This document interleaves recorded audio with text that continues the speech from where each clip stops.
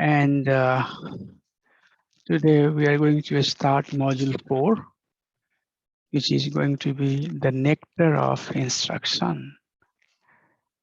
So this is basically written by Srila Rupa Goswami, and we'll talk first the preface of nectar of instruction, and then after that we'll choose verse number first, and we'll go through the details of that verse as per purport written by Srila Prabhupada. So Nectar of Instruction has total 11 verses. So I'm thinking that if we can at least cover 2 verses every class, then in 6 classes we should be basically very much finishing the Nectar of Instruction. The thing is that uh, purport by Srila Prabhupada is big, so we might not be able to finish 2 verses in one lecture, but we'll try to basically do as much as we can. So I'm hoping that all of you have this small thin book that says Nectar of Instruction. The title is Nectar of Instruction. It's Nectar of the Instruction. So we'll go through this beautiful book. A lot of learning will come from here. A lot of powerful and important information for us to learn from Nectar of Instruction. So I would just like to give some background. So Nectar of Instruction is based upon the teaching by Supreme Personality of Godhead, Sri Chaitanya Mahaprabhu. When Mahaprabhu was in Jagannath Puri in the last 18 years of his pastime, which is captured in Antelila, one evening he was walking on the seashore of Jagannath Puri, and he shared some of the confidential information for future devotees who are going to be sadhakas, how they should basically do their sadhana bhakti. So among all the devotees, Srila Rupa Goswami was there also too. And he later basically compiled the teaching that was given by Mahaprabhu. So this is not ordinary teaching. It's coming from Mahaprabhu directly, and then it was later compiled by Rupa Goswami. Prabhu just chanted the verse Sri Chaitanya Manobhishtam. So the one who knows the heart of Sri Chaitanya Mahaprabhu, that is none different than Srila Rupa Goswami. So there is one beautiful pastime. Rupa Goswami met Mahaprabhu multiple times. In the Antalila, it's mentioned that every year when Rath Yatra will happen, all the devotees from Bengal, they will go from Bengal to Puri participate Rath Yatra, to participate in Rath Yatra. So many devotees were there at that time. Rupa Goswami was also there. So this instruction was given somewhere close to Rath Yatra time. So during Rath Yatra, Mahaprabhu was dancing in front of Lord Jagannath's cart. You see, Lord Jagannath, Balda Subhadra Maharani ki jai. So he was dancing in front of cart, very much in the mood of a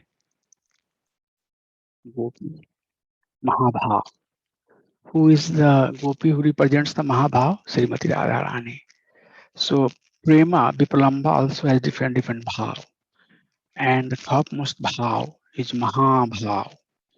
And the personification of the Mahabhav is Srimati Radharani.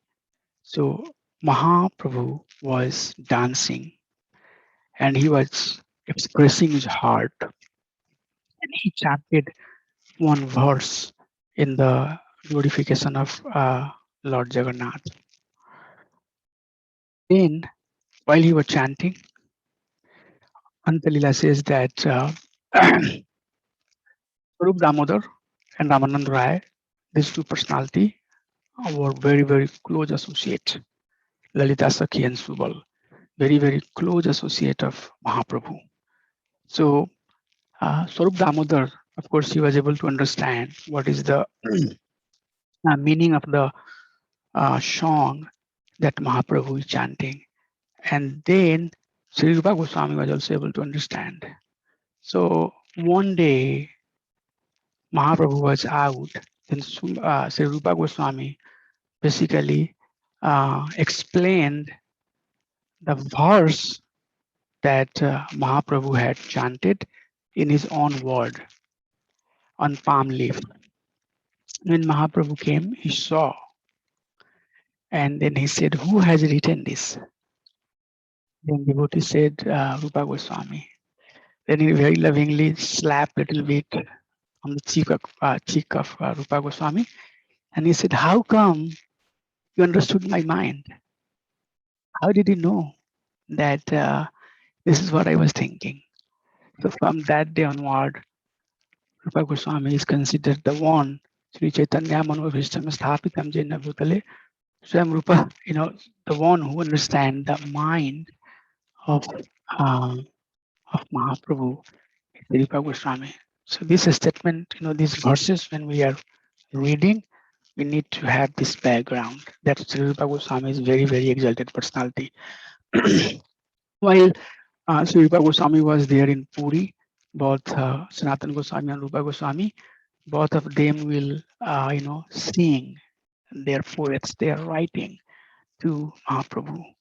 And Mahaprabhu will be very, very happy hearing their deep devotional expression through their poet. Now all the devotees will appreciate Rupa Goswami. Wow, how nicely he's writing. That type of writing is only possible, my dear Lord, when you empower somebody. And then Prabhupada in the purport of Antalila writing that anybody who is talking Harikatha or who is writing the pastime of Supreme Personality of Godhead, they cannot write or they cannot speak unless and until Lord personally empowers that person. So we all have to beg for the empowerment so that when we are expressing our heart, that devotion, pure devotion should come in our word. So both Sarup Damodar and Ramanand Rai, they extremely appreciated Sri Rupa Goswami. And they said that, my dear Lord, Rupa Goswami and Sanatana Goswami, they are able to write such a beautiful poem because you have empowered them. And Mahaprabhu said, yes, yes, I have empowered them to promote the cult of pure devotional service. And then Mahaprabhu asked Rupa Goswami and Sanatana Goswami, please go and live in Vrindavan.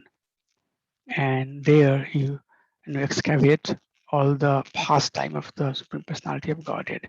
He personally asked Rupa Goswami to write the books on limbs and various aspects of pure devotional service, such as nectar of devotion, nectar of instruction. And he asked Nathan Goswami that you please write books on etiquette of Vaishnava, how a Vaishnava devotee should live their life, how a Vaishnava devotee should interact with the devotee.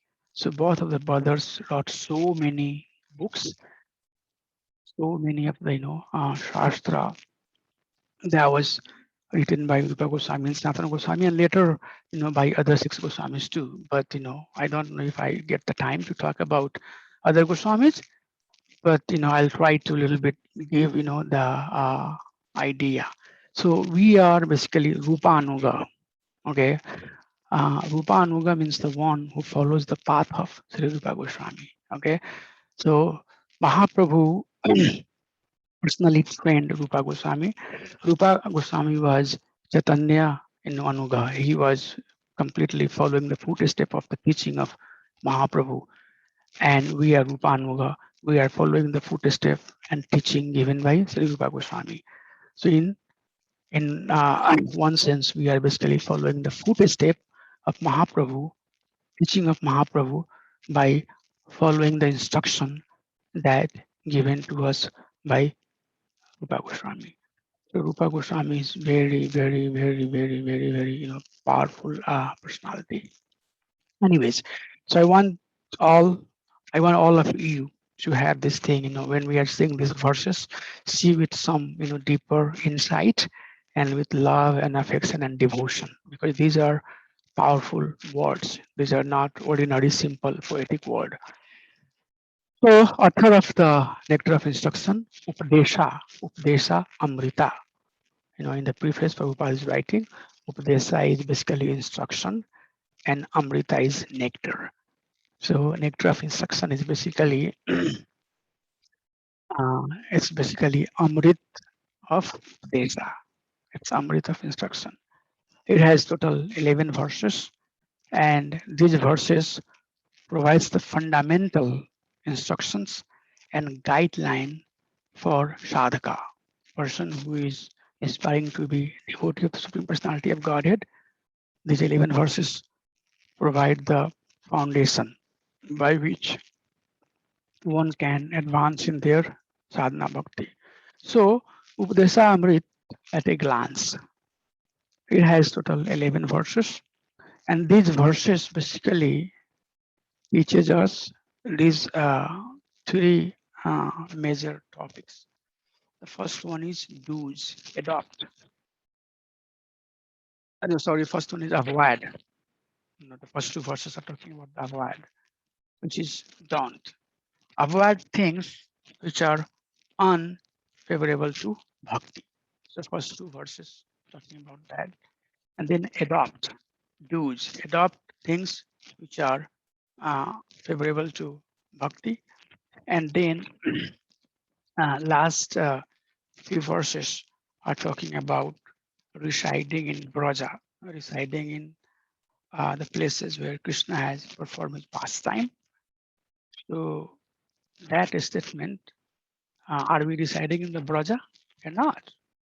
So once we get to that section, then we'll deeply explore what is the meaning of residing in Braja. But nectar of instructions basically going to teach us on this three aspect of pure devotion: avoid, adopt, and reside. So two verses, first two verses talks about what are the don'ts in the devotional service, and verse number 1 talks about six urges of mind, and then verse number 2 talks about six vices. And then when it comes to do's, uh, verse number 3 talks about six virtues, and then verse number 4 talks about six loving exchanges among devotees. And then verse number 5 talks about types of devotees, three types of devotees: Kanishta, Madhama, and Uttama, and how to know who are Kanishta, who is Madhama, who is uh, Uttama. And there are multiple benefits of knowing this. The first one is that we ourselves also should know where we are, so that we can progress.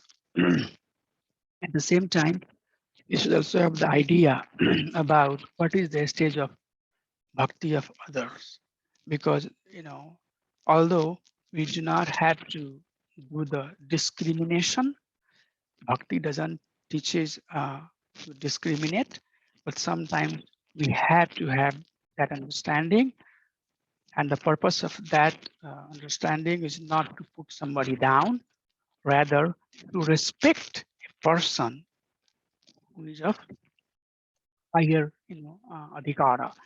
So Uttmadhikara is worshipable among the Madhmadhikari. If there are so many Madhmadhikari, if there is one Uttmadhikari, Madhikari, is worshipable. Among the Kanishta, Madhma is, worshipable. Among the ordinary person, Kanishta is worshipable. So that understanding has to have, so that we can respect properly the person who is in one of these, stage of bhakti. And then, uh, then verse number 6 will teach us that how we should develop the vision when we are not seeing the devotee as an ordinary person. That has been very nicely, described by our acharyas. It's also part of the Vaishnava etiquette that originally was compiled and given to us by Sanatana Goswami. It's very important to, when we are looking at the devotee, we are not looking at them as a material person. We are not looking them in a way we look at other material object. And then verse number 7 will talk about awakening our dormant taste for Krishna's name. Or not that the verse. Sanutistanu, no, not that verse also. What is that verse? Na bhavet karhami indriya. The Supreme Personality of Godhead and His name, form, quality, and pastime is not uh, is not uh, perceived or is not captured by our uh, contaminated senses. But uh, when we are engaged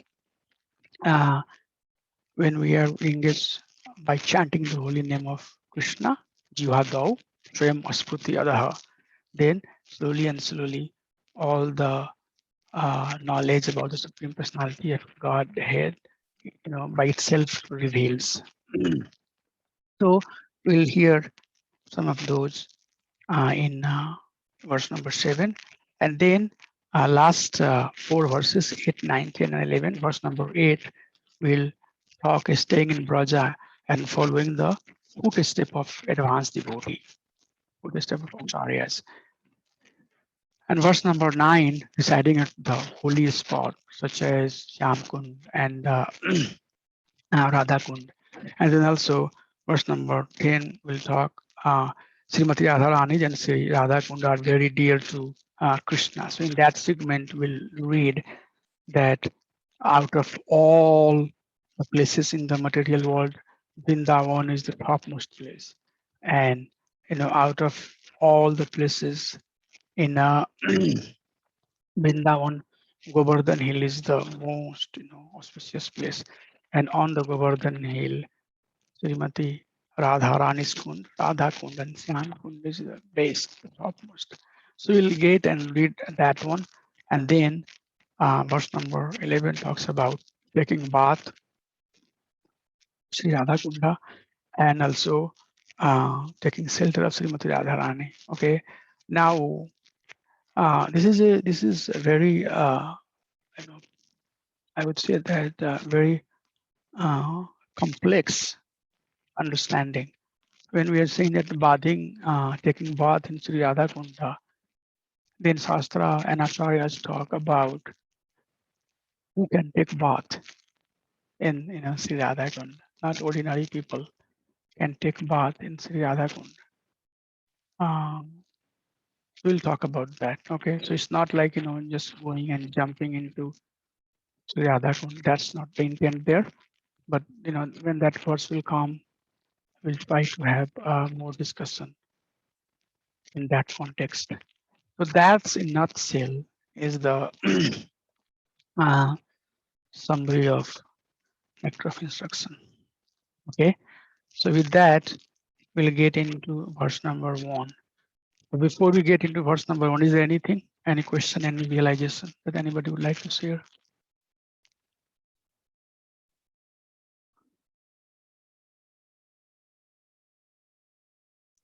Is it clear? What did I say?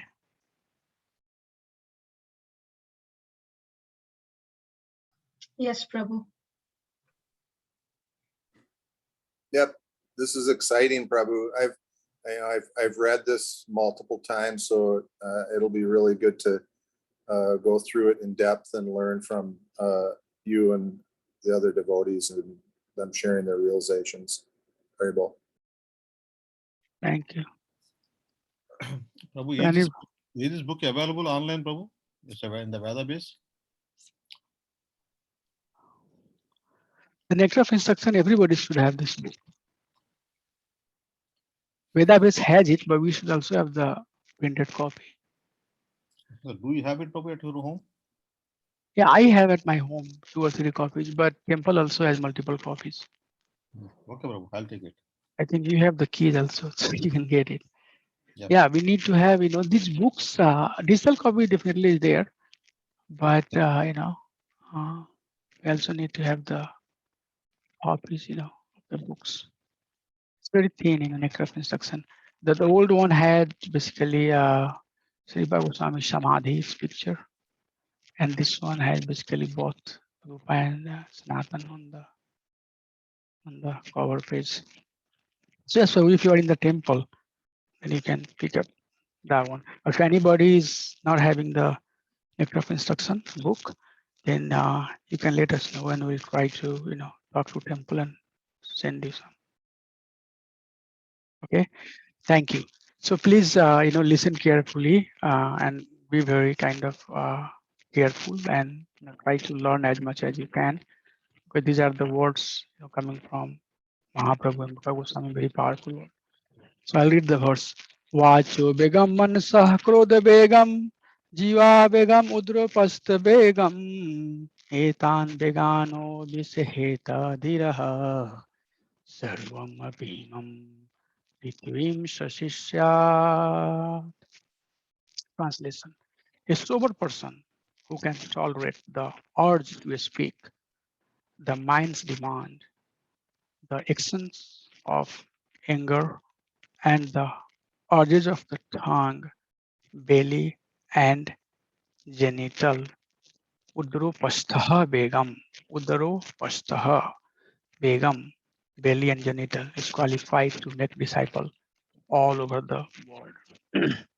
So this verse has basically 6 urges that is being prescribed here that we have to have control on. And the first one is Vachu Vegam. Vega is the speed. Vega is the intensity or propensity. Vachu Vegam. Everybody has propensity to talk. But this verse is saying that one should have basically control on their vega of talking. Mansa vegam, the demands of the mind. Mind is always, what is the feature of mind? Who can share? What mind does? 3 things. Would like to share? What is the mind function? It is a repository. Yeah, but what Prabhupada has says, what mind does? Willing, thinking, and Willing. Feeling. Yeah, thinking, feeling, and willing. Thank you, Prabhu. Yes. So thinking about something. Okay. And then having feeling of pain and pleasure, attachment and detachment, and then making the bucket list, willing. So that's the basically function of the mind: thinking, feeling, and willing. What is the function of intelligence? What intelligence? Discrimination. Yes. So what it does for discrimination? Accepting and rejecting. Correct. Yeah. Accept something and reject something. So that intelligence. So Mansa, the Bega of the mind, which is basically coming with the bucket list, that has to be controlled. And Krodha Begam, the impulse of anger has to be controlled.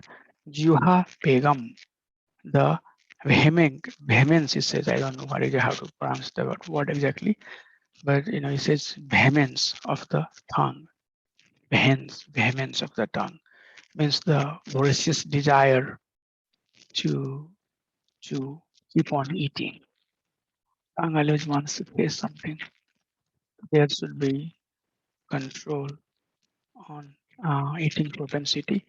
Udara, belly, the urge of the belly also need to be controlled. And first, begum, the agitation of the genital also need to be controlled. Etan vegan you visahit dhiraha. Etan vegan, all of these vega, you visahit dhiraha, the one who control all of these uh, urges is dhira. Dhira tatna mohyati. He is a sober man who is not disturbed by things that's happening around him.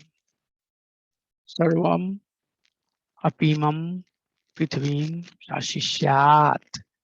And then he is qualified to make the disciple all over the world. So that is why a person normally who is a sannyasi or spiritual master, the word Swami or Goswami is being used because they have control over senses. They have mastered the senses. So what we'll do is that this is basically the 6 urges that is given here. And then Prabhupada is writing about all of them one by one.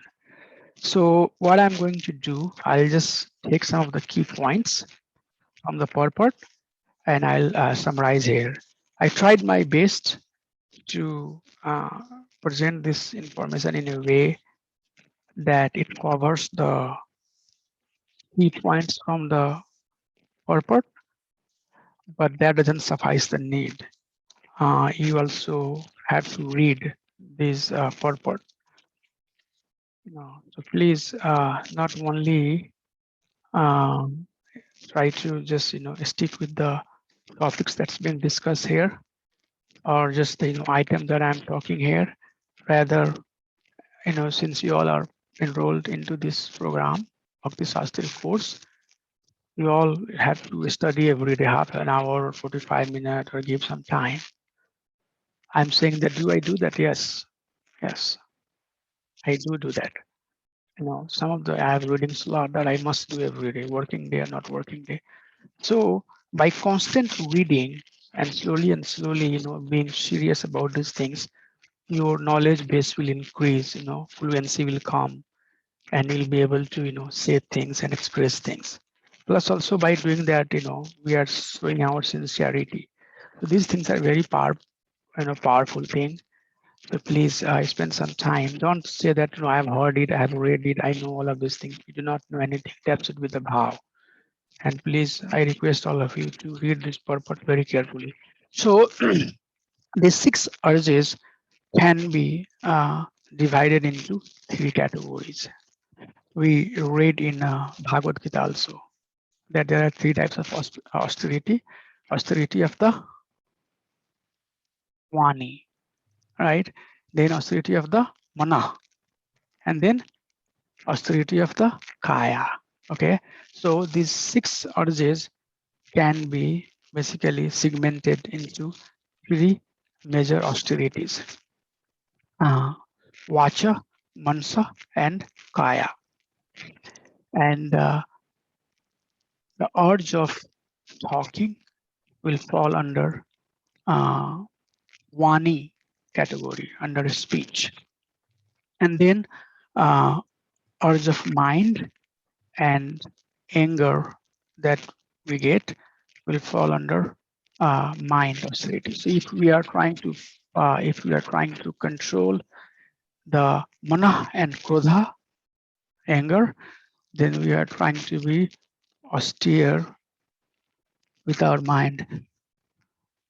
And also there is anger of, there is basically urges that is segmented as the urge of the body, such as Jiha Begum, the desire to eat, Udara, I didn't write anything, the belly, and then Upast Begum is basically the desire of genitals. So we'll see some of the example. What is the example of Vachu Begum? The example of Vachu Begum is that unnecessarily talking things which is not related to Krishna. And example is given that the talk that happens in the material world, karmic talk. Karmic talk, is basically considered as uh, Vachu Vega. So much, so many magazines, so many novels, so many, this person biography, that person biography, this history, that history. All of that is basically Vachu Vega. All the mundane books or Vachu Vega. Also, Prajalpa that we do is considered Vachu Vega.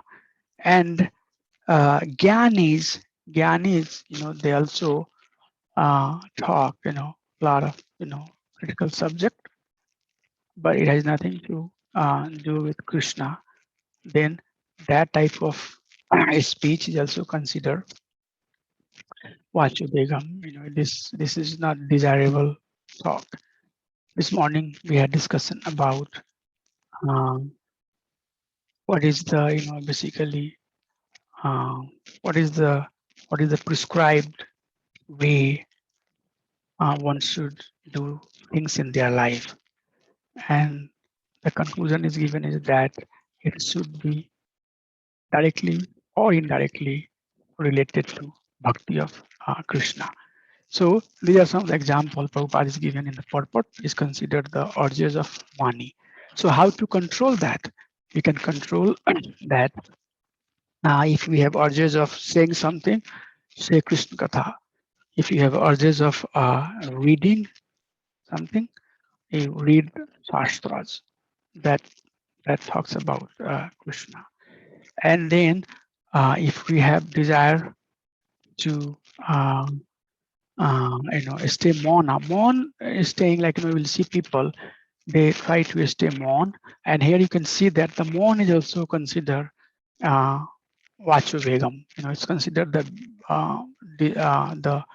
the Bega of the Vani. Why? Because anything that is done, even one is staying Mona, and that Mona is to basically show the world or to gratify on senses, then that Mon is also considered Vachu Vegam. Okay, so one should not even try to be Mona for their personal benefit.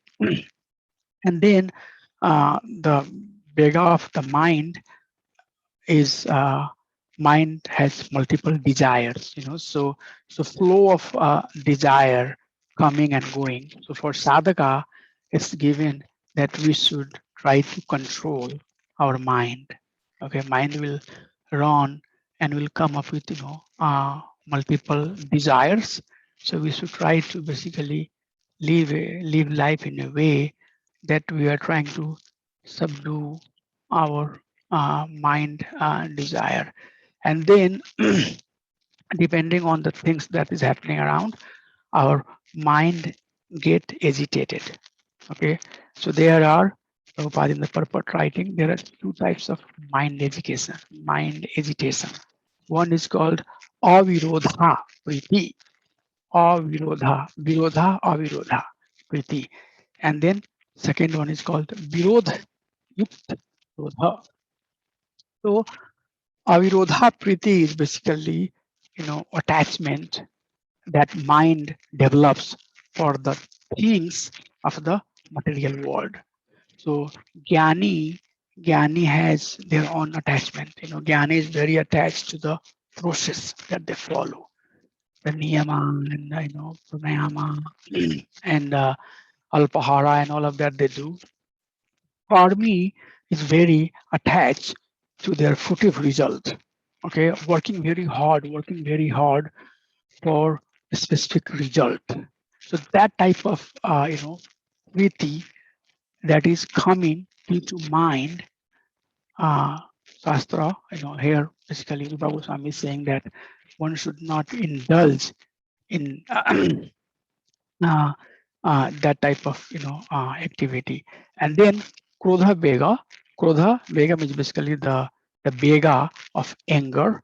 And you can see now, I mean, this is one of the favorite topic, at least for me. This is very powerful. This Vega of growth, everybody has, suddenly it comes like fire.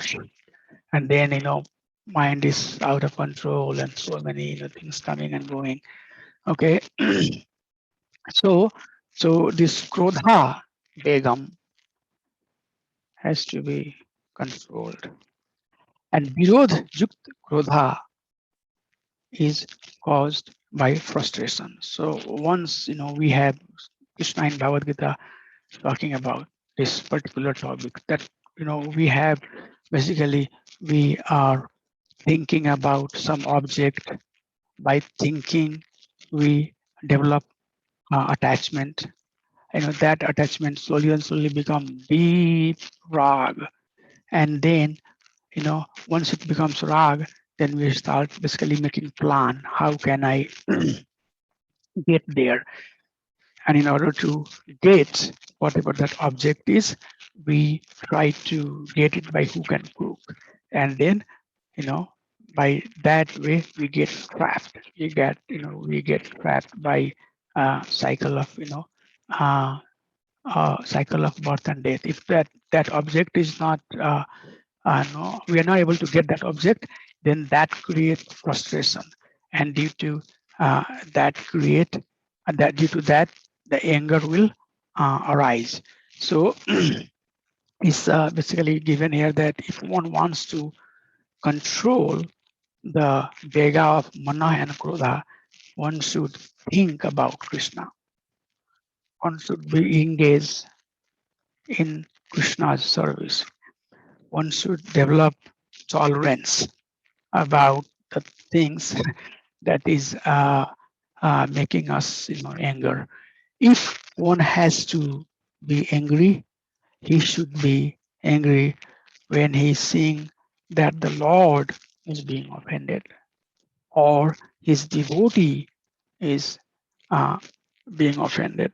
So in the purport Prabhupada is writing that anger is not bad, but one has to know how to use anger, and it should be used like Hanumanji did. Okay, Hanuman used his anger to burn Lanka in pleasing service of Bhagwan Sri Ram. So that's how one's anger should be used. And then the last three Vegas, Jiva Begam, Udra Bega, and Upastha Begam, is the Bega of body. And Jiva Begam is basically the ferocious eating propensity, eating dead bodies like meat, without having any discrimination, eating all types of food. Krishna in 18th chapter, I believe he's talking about, on 17th chapter, he's talking about the food in mode of goodness, mode in passion, and mode in mode of ignorance. So we should not, we should understand, what we should eat or what we should not eat. Intoxication, very common in American society. Who is not here intoxicating? It's very hard to even think, that one can survive without eating meat and without doing intoxication. But Goswami is saying that it's basically Jiva Begam. It's the Bega of the Jiva, and also intensity or desire to eat too spicy food. Then if you all like it or not, but Indian people normally like a lot of spices. So eating a spicy food, is in mode of ignorance. That's what we learn in Bhagavad Gita. So these are the uh, uh, Bega of the Jiha. Also, in the purport Prabhupada is saying, so how we can control the propensity of uh, eating by eating Krishna Prasadam, the food which is made with love and devotion and offered to Supreme Personality of Godhead. If that food is being honored, then that will purify. But also in the Purport Prabhupada is saying that if one is making very nice preparation, thinking that, oh, I'm going to make a very nice preparation and I'll offer it to Krishna, and after offering, I'm going to really enjoy it, then that type of prasad is also considered Jiva Begam. Okay, so please read the purport. You will hear more about that. And Udar Begam is basically, the Bega of the Udara belly, and how we can control that by observing fasting. Prabhupada is saying some such as Ekadasi or Janmashtami, Balram Jayanti, Sri Radhika Ashtami, all of that is coming. So trying to or appearance and disappearance day of our acharyas. So on those days, if we practice to fast, then that's how we'll control the urge of our udar. And then the last one is Upast Begam. Upast Begam is basically the Bega of genital. And in the purport, there are two types of Bega is mentioned. One is legal Bega and one is illicit, illegal Bega. Illegal and legal, sexual desire or whatever you say it. So legal is basically when it's done within the marriage, within a, within a, I see who left. Who left? Let me see. Just 1 minute. I cannot figure it out. And then illicit uh, genital begum is basically illicit relationship, which is not approved by Shastra. And how to control the genital, one should beget Krishna conscious children. The senses should be used only up to the extent that allow to create Krishna conscious progeny.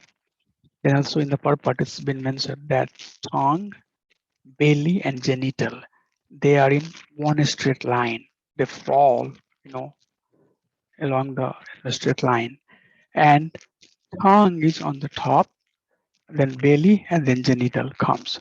So if one will try to control the tongue, then slowly and slowly belly will be controlled, and then slowly and slowly the desire or the bega for genitals will be also controlled. So this chapter, this slide basically says multiple things. First, that these 6 urges that we have, those 6 urges can be segmented into 3 major categories, which are 3 major, austerity of mind, vani, and body. And then we basically segmented them. 3 of them are kayas, austerity, and then 2 of them are mind austerity, and 1 is vani austerity.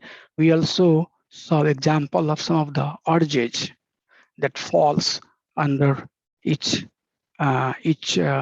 category, and then also how to control it. What is the process of controlling that particular type of Bega? So this is a powerful slide. This in nutshell, it very much summarizes all the key points that is given in the purport. Okay, so now some of the understanding we have to develop. We just finished about 6 urges. So let them try to understand some more about these urges. So is it direct bhakti? can we say that, when we are trying to control our urges, we are engaged in directly performing the bhakti? The answer is given no. The direct bhakti is to hear, chant, and remember Krishna's names, forms, qualities, and pastime. Okay, so this is direct bhakti. Following or controlling our senses, or trying to basically control the six urges, doesn't fall directly in the category of bhakti. But what does it do? The question comes, if it's not direct bhakti, then what does it do? So these six urges, or any sensual urges that we have, by controlling it, we approach towards uh, direct bhakti. So these six urges is not directly a limb of bhakti, rather it is like a staircase which help us to ascend to the platform of pure bhakti. Sorry, I forgot to write that one. I was writing all of that today. Yeah, I couldn't finish it, but it should be platform of pure bhakti. Okay, so these urges are not direct bhakti, but it's a staircase which help us to come to the stage of bhakti. What happens if we are not following it? When one is victimized by the above six impetus demands, one falls into the cycle of repeated birth and death, and is deprived of a spiritual well-being. Okay, so it's not direct bhakti for sure, but at the same time, it's not something that one can ignore, or one can say, I don't care. That's not what it's being recommended here. We should make our sincere endeavor. It will take time. The most sublime process, the principal process in this age of Kali, chanting the name of Krishna, and slowly, all of as we refine our lifestyle, as we advance in the process of bhakti, as we develop insight about the bhakti, some of these things will come to us, and then slowly we'll start working on these things. That's what makes one advanced devotee. Advanced devotee who has spent years and years in sadhana bhakti. We say that sadhana bhakti is the primary stage, and then we get into the raganuga bhakti, right? So sadhana bhakti should lead to raganuga bhakti, where we have a spontaneous love for Supreme Personality of Godhead. Sadhana bhakti or Bhadi bhakti is based upon vidhi. Vidhi means process. And what process does? Get up, chant, eat this, so process is based upon some do's and don't. Okay, and what that does is that it put us in a situation where we are trying to remember Krishna, but by following the Bhadi Bhakti, Sadhana Bhakti, these do's and don'ts, slowly once advance and come to the stage of Raganuga Bhakti. Chaitanya Mahaprabhu says that Sakala Jagat Bhadi Bhakti Kore, Bhakti Bhakti Kore, Bhakti Bhakti Kore Koi, something like that. It says that I'm forgetting the verse. It says that the Sakal Sansar, the whole world, is basically whole people, like people who are basically engaged in bhakti. They are doing Bhadi Bhakti. But with Bhadi Bhakti, one cannot develop the mood of Braja. One cannot develop the mood of Brajvasi. It's in third chapter of Adi Lila. So verse number 15, I believe. So that's what it is. Okay. So Bhadi Bhakti is basically given. The reason I'm bringing this point to emphasize the importance that Bhadi Bhakti will lead us and will take us to the Raganuga stage, where we have a spontaneous love for Supreme Personality of Godhead. And that will come only when we have crossed, these stairs. So we don't want to be the victim. We don't want to basically, be driven by these six urges. And then tapasya. Tapasya means, practicing to resist these demands is called tapasya. Okay, so three types of, tapasya: tapasya of vani, tapasya of mana, mind, tapasya of body. Okay, so when we are chanting Hare Krishna Mahamantra, people say that, many people, they don't think that chanting Hare Krishna Mahamantra is meditation, but it's very, very bona fide meditation. It's very, very powerful meditation. Yes, of course, we don't chant the way the prescription is given to us. When we are chanting the name of Krishna, we should not be thinking about anything. Mind should be fully, within our control, and we should be basically hearing the name of Hare Krishna, Krishna Krishna, Hare Hare, Hare Ram, Ram Ram, Hare Hare. So this will basically, give the austerity of the mind. If we don't let the mind run, and our body is basically, engaged in pronouncing the syllable Hare Krishna and Rama, and then our senses are engaged in capturing those words. So this is a deep austerity. Chanting Hare Krishna Mahamantra very seriously is a deep meditation. Okay, many people say that, can you give me something? And they think that, closing your eyes and trying to do something is meditation. But no, Hare Krishna Mahamantra is super powerful meditation, because it works on all this, three fronts. So a devotee also has to do tapasya.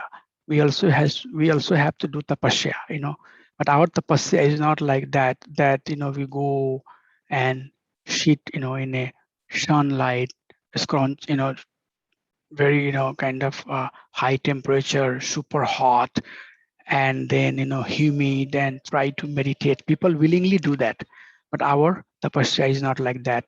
And then also Prabhupada uh, talks about atonement. In Sanskrit, it's called prayashit.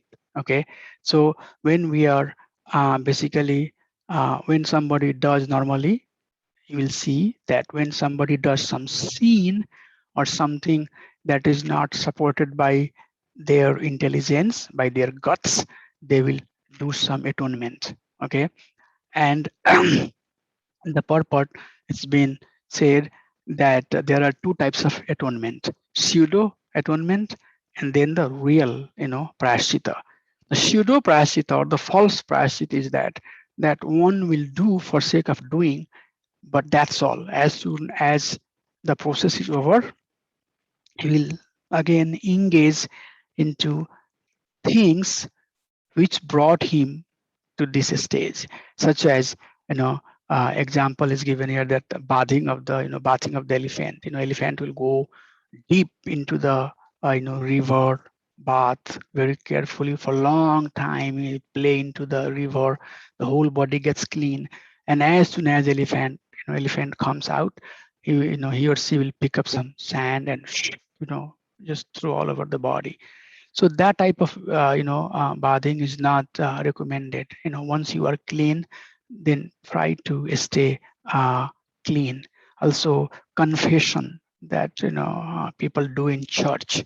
They go and they say that, my dear Lord, please take my sin. I have done a lot of sin.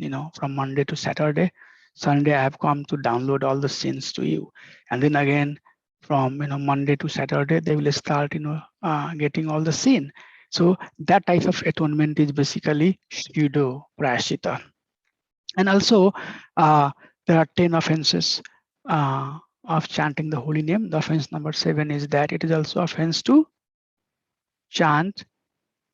It is also offense to engage in sinful activity on the strength of chanting. Okay, so, I'm chanting Hare Krishna Mahamantra, and now I can do some sin. It's going to be nullified.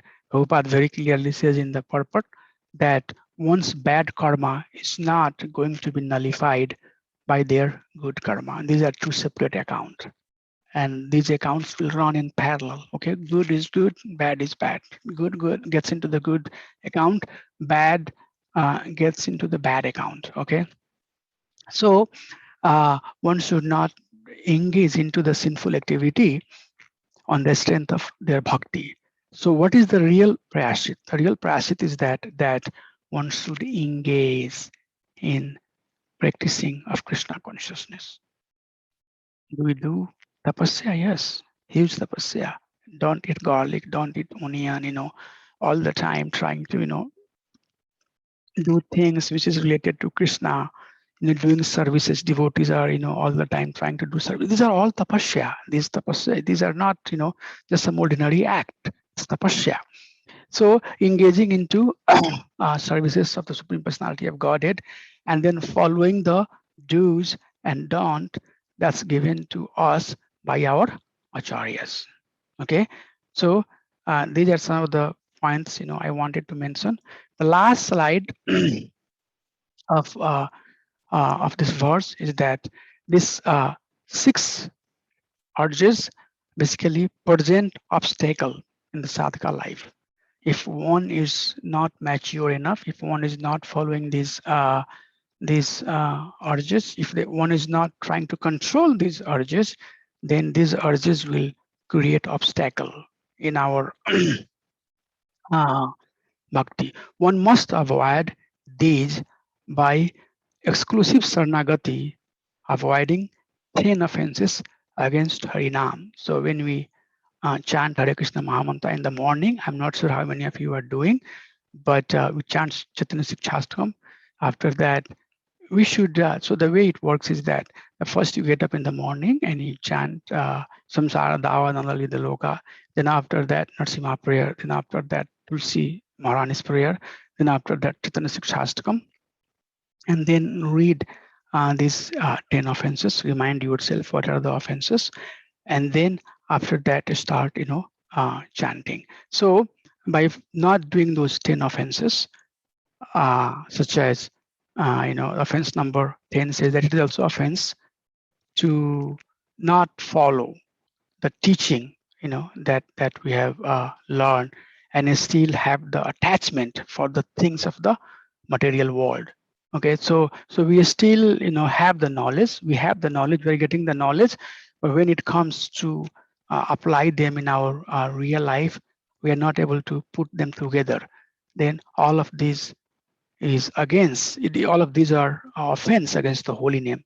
And when we are doing the offenses against the holy name, such as being inattentive while chanting, then we are not going to advance in our process of bhakti. It says multiple places that you just, turn the fire on, and when it start really, turning on and it's really acting, then you pour some water on it. What will happen? It will die. So likewise, these urges, if we try to basically control, and once the light of bhakti is lit, then it will continue going up and up. And these control that we are doing will be serving as a fuel to our bhakti, and then it will help us advance in the process of bhakti. One must do sarva and kirtan in the association of sadhus. It's very important, because sadhu will remind, that we have to go through, some certain process. We have to follow the guidelines, the do's and don'ts that's given by our acharyas.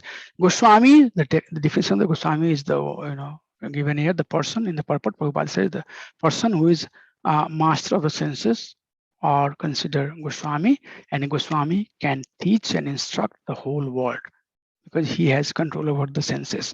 But on the other hand, a person who do not have control over the senses, he'll be considered Go Das or Adantago. Prahlad Maharaj is basically using this word Adantago in 7th canto, 5th chart, verse number 30. So how Krishna can ever be manifest to a person whose heart is invaded by lamentation, anger, and other agitation. So all of these agitations, Vachu Vega, Mana Vega, Krodha Vega, Jiha Vega, Udar Vega, all of these Vega are there. Then how one can focus? These are the disturbances. If all the disturbances reside in oneself, how one can basically follow and be, stable on the process of bhakti. So devotee should follow the footstep of six Goswamis of Vrindavan. And we started talking about, we started this class talking about Rupa Goswami and Sanatana Goswami. And when we get time in future, we'll talk about Raghunath Das Goswami, and then, Raghunath Bhatt Goswami, Gopal Bhatt Goswami, and Jiva Goswami. We'll talk about, all of this exalted personality, because although we are not quite there, but these personalities should be, role model in our life. These six Goswamis, we should try to know about their pastime. Chaitanya Charitamrita will help you understand some of those. Plus, there are other books that has, their pastime. So we should try to know about, these six Goswamis, and we should try to set them as our role model. And slowly, we should try to inspire ourselves to become pure devotee by following and controlling the six urges. If we do not if we do not follow these guidelines, then we will be offender of the holy name.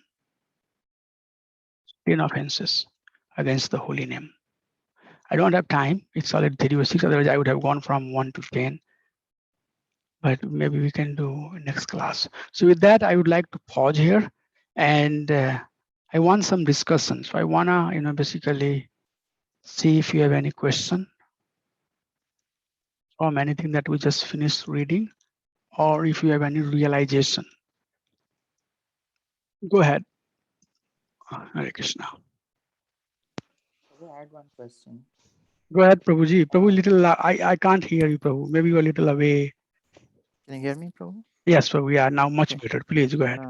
Yes, Prabhu. So in the slide where you mentioned the six beggars, Uh-huh. you said one of the urges is the, so even remaining Mona is one of the urges. Yeah, So I just here. want a little clarification here, Prabhu. Yeah, yeah. So you probably meant like in the strict sense of Mona, like for example, the Buddhists do, they don't talk to anyone, they write on a piece of paper and also that. So that's the Mona we're referring to here, right? Yeah. Not the Mona like in the sense like, for example, the 26 qualities of Vaishnavas, one of the qualities is remaining silent. Yes. But that doesn't mean that one should literally remain No. silent, but only talk about Krishna Katha and not gossip. So that's the Mona you're referring to there. Right? Yeah. So this Mona is basically staying or taking the bhav of Mona for sanskritification. You'll hear somebody will say, oh, this Sadhu Baba, 5 years से इसने कुछ बोला नहीं है, he doesn't say anything. And as soon as, he gets behind the screen, he will be doing all the nonsense, right? So yes, Mona is a spontaneous quality that develop in a devotee. And when we are talking about the Mona, means devotee will talk. When it's it's like you have, I'm sure you know that that example of, what is the example as given? Tortoise, like that. So when it's time for us to talk Harikatha, all the senses will agitate. If my mind is not working, then how can I framework my sentence? All the things will agitate and start serving Supreme Personality of God. Everything, senses, intelligence, mind, whole body, each and everything is engaged. But as soon as this Katha is over, go back. So pure devotee also follows silence, but that silence is not like the silence of not talking anything. As soon as the opportunity will come to talk Harikatha, he will jump and he will start, chanting Hare Krishna Mahamantra.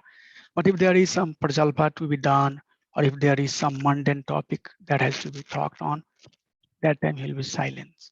So Mon here is basically, as you said correctly, that Mon here is referring to doing things for name, fame, for sense gratification, for our personal benefit, not in service of Krishna.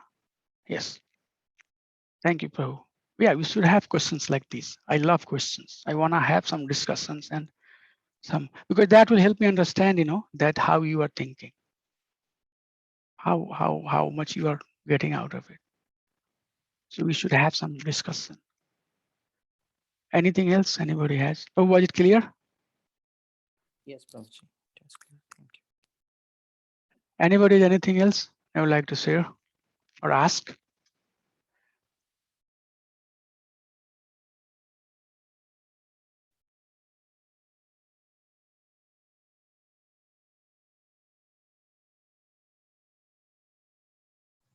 I was just thinking, Prabhu, where it says tolerance, was Uh-huh. thinking about the Sikshashtaka prayer, Trinada Nichena. सर्वैव सहिष्णुना माननीय मान देना कितने सदा हरिया. Yes, it's very important, right? Yes, Prabhu. Very important to remember. And I heard in one of Maharaja's slides, it says that we should make a neck bead of that Yeah. verse and wear it around. Yes. Yes. Yes. You're right. Yes. What's the name of the Maharaj? I forgot the name. Prabhupada Maharaj. Prabhupada Swami Maharaj says that for sure, but there is one more Maharaj who does preaching in Europe. You know Bhupal Prabhu? The old Maharaj. Satyanandan Swami Maharaj. No. The American devotee who lives with Guru Maharaj. His preaching area is, I forgot his name. I'll tell. So he is very famous of, I mean, he in every class. Some of the devotee from Sapati temple, they say that Maharaji always says that this should be basically neck bead. Like we have the bead here, Tulsi bead. So Tinada Pishuni Chanata Ureva Sahisuna Mananiya Mandena Kirtani Sadari should be, and also Bhakti Samhita Sindhu Swami Maharaj. He also says, many Maharaji says that. So yeah, I forgot the name of the Maharaji, but yes.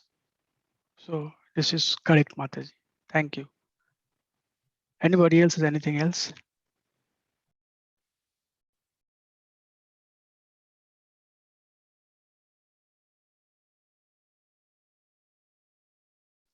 Prabhu, I had one more question on the Please next go slide. ahead. Please go ahead, Prabhuji. Yeah. On the next slide, when you mentioned about the direct bhakti and approaching direct bhakti, so you said that controlling these 6 urges, they are not directly leading to bhakti, but there's like a staircase. Uh-huh. But Prabhu, it's a little bit again need some clarification, because like the Uh-huh. first one you mentioned that for example, if we just do Krishna Katha, so Uh-huh. that's controlling the Bacho Begum, right? But that's direct bhakti. Already we are doing there. Uh-huh. We're doing Krishna Katha. So why it is not considered direct bhakti here? I'm a little bit confused. Yeah, that's a good, very good question. I want everybody to come up with questions like that. Okay. So here is the thing.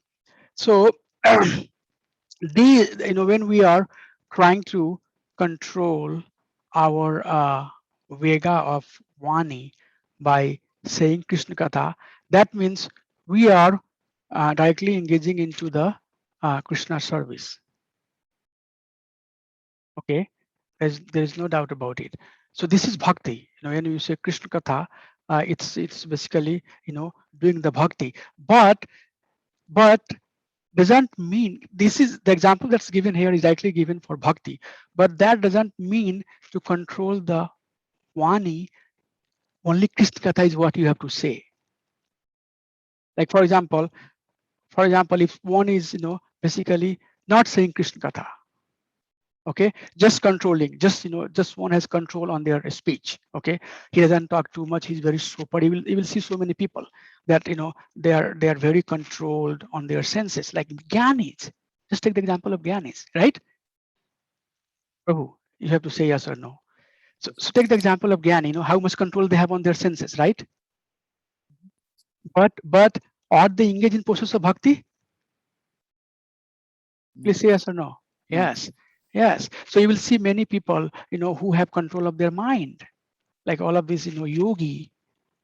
Oh my gosh, they have a lot of control on their mind, but they are not engaged in the process of bhakti. Savanam Kirtanam Vishnu Smarnam Pad Sevanam Archanam Bandhanam Dasyam Sakyam Atma Nivedanam. These 9, Navadha Bhakti has these 9 elements. Okay. Also, when we read Nectar of Devotion, there are 64 limbs of the bhakti.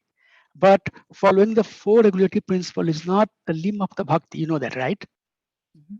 Yes. It's a stair, is like similar. So that's what it's been said. One should not think, that, okay, I'm going to have control on my mind. Like Buddha, Shunyavad, Buddha, they don't, they say that the root cause of our suffering is having the desire, right, Prabhu? Yes. And if I control that, they don't want, they say that the, desire comes like the rivers are getting into the ocean. Okay, so billions of desire is coming. So they say that desire, basically the feeling of I is the cause of my suffering. So what they do, Nirvisesa Sunnavadi, completely, they try to come to the Shunya, and they try to come to the stage of Dhira by controlling their mind. They follow all of this, Prabhu. But are they following the bhakti? Prabhuji, yes or no? No, no. Yes. So does it help understand? Yes, Prabhu. So, okay, so this example you're giving here is just like for the sadhakas. So this is the most So the effective example, way to control the urges. so example is given here that one should not think that by using any means and method of controlling the speech, mind, and body, or if I have controlled this speech, mind, and body, I'm engaged into devotional service. Is it clear? Or not? Yes, Because the mind, speech, and body can be controlled by some other process. Okay, but if your mind is controlled by thinking of Krishna, if your bani is controlled by saying Krishna katha, if your body is controlled by smelling the flower, then that is bhakti. But if you use some other method to control your bani and mind and speech and say that I have controlled it, I'm doing bhakti, that's wrong. Okay, so not directly, I will be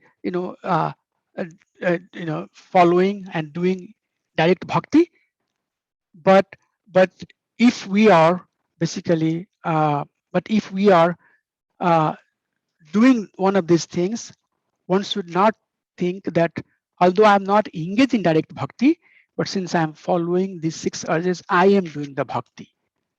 Clear distinction there. But if you are doing the bhakti to control these senses, then you are doing the bhakti.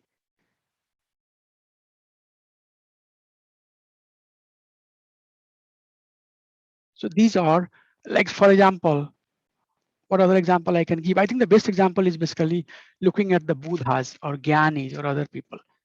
They have control, they have all of these urges, but they are still not engaged in the process of bhakti.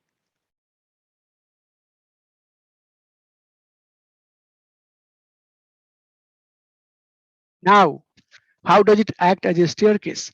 So let's see. Now you are, so that's one example. Look at the second example. Now we are engaged in the process of bhakti, okay, or we are trying to do direct bhakti of Krishna. But if we are victim of this vega, then we are always disturbed. Okay, so then these vega will serve as a staircase. Okay, so 10th floor has a peace and perfect place to do bhakti. Okay, but in order for us to get to the 10th floor, we have to go through 8th, 9th, 7, 6, 5 floors, right? 6 floors, 7 floors we have to go. And these floors are basically, as we are going up, our mind is getting, pacified, and we are being ready to do the pure bhakti. So the one who is doing other types of sadhana, thinking that it's bhakti, that's wrong. And one is doing bhakti, but not controlling these senses, will be always disturbed. So these serve as a staircase for the devotee to come to the stage where they can do Shuddhanam japa. Okay, so when we are chanting the name, we are chanting Nama Aparadha. We are doing Nama Aparadha. But Nama Aparadha is bhakti. Okay, but nama aprad serve as a staircase to help one to do the namabhas chanting. Okay, namabhas is not pure chanting, but it's bhakti. But namabhas will help one come to the stage of Shuddh chanting. Are you following, Prabhuji? Hare Krishna, are you there, Prabhu? Yes, Prabhu. Yes, so that's how we have to see. So if somebody does some other means of controlling the urges and not doing the bhakti, then he should not think that he's doing the bhakti. If one is engaged into the bhakti and not following these urges, then he is going to be disturbed. He's not, going to basically do Shuddh bhakti. He will be disturbed by, his desires, his anger, his, all of this other contamination that we have. But if we follow these, then this will make us a good candidate to do Shuddh bhakti. Okay, Prabhu? Yes, Prabhu. Thank you, Prabhu. Okay, so I'll try to just stop here. Vanshkalpatarubhyasya kripa sindhubhya evasya patitanam pavanebhyo vaishnavebhyo namo namaha. Assemble Bhakti Vrind ki jai, Anant Koti Vaishnav Vrind ki jai, Nitya Gaur Premanandi Hari Hari Bol. Thank you, Hare Krishna. Dandavad pranams Thank you, to Prabhu. everybody. Hare Krishna. And I would like to have, going ahead in future, some discussions, some like, Bhupal Prabhu brought, few questions, like please come up with few good questions related to the topic that we are discussing, and we'll talk. We'll try to understand, because without talking, some of these doubts is not going to get clear. Okay, so I'll try my best to explain it. Otherwise, you will just hear and then next day you'll ask the same question. So let's talk, little bit talk more. Okay, thank you, Prabhu. Dandavad pranams to everybody. Hare Krishna. Thank you, Prabhu. Hare Krishna.